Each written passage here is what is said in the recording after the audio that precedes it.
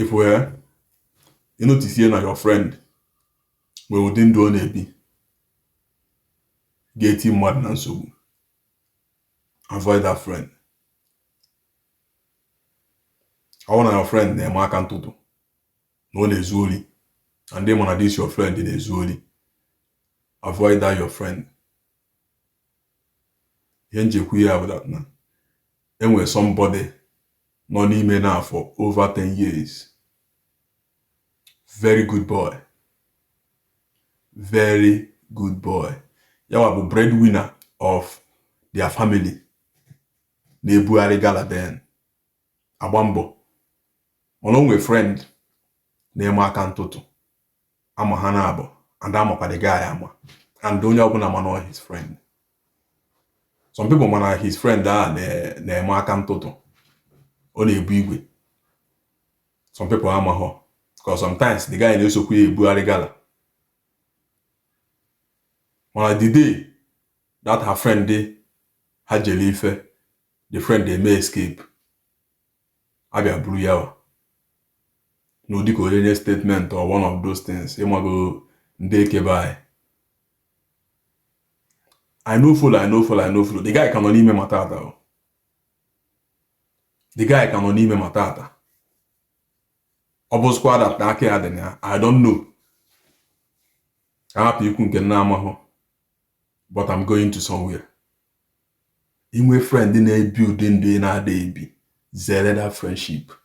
Only you men people say that na. Only name can see a mekan na boy him. Anu ni name well wala. Na gana wala ge.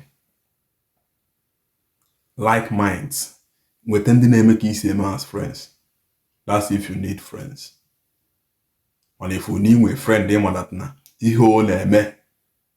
Behin wiki tinye ginezi nsogbu. Avoid that friend.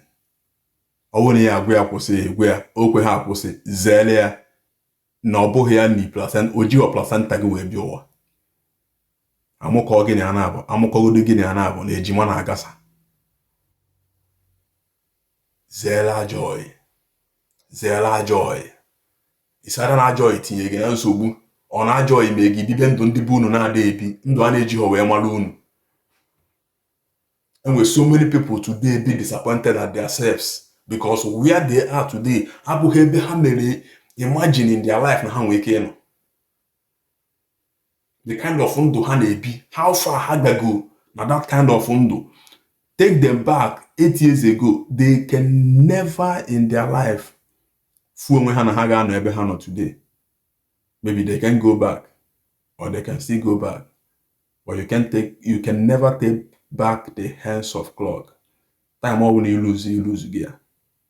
And when they make good things and I'm on how we keep some take one can just because of the help of their friends. You look at being a man Zimba, not do it. And as they regret ba.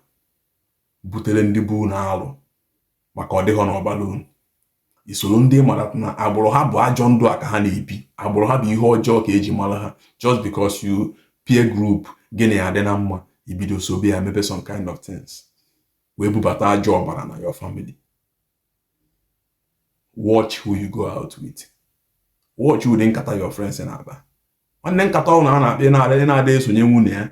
Ihe ọbụla ị nọ na ya na-eme ọ na-afịa gị arụ isonye based on where you are coming from or the background, good background you are coming from. Nwanne si dị pụọ akpọ gị nye ha excuse. Nna akpọ gị ịza họ ịpụta họ ama that na asị na ịbụ nwa apa bụrụ nwa apa ma gị bie ndụ chi gị ka ibie.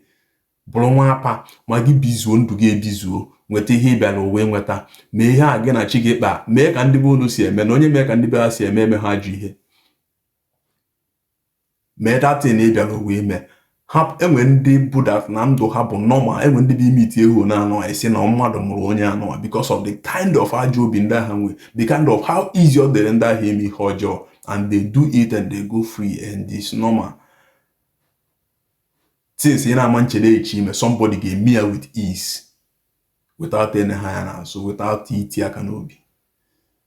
Eja more than that. Avoid them. Tandu kitogu nogu. Ki me hebelo we me. I can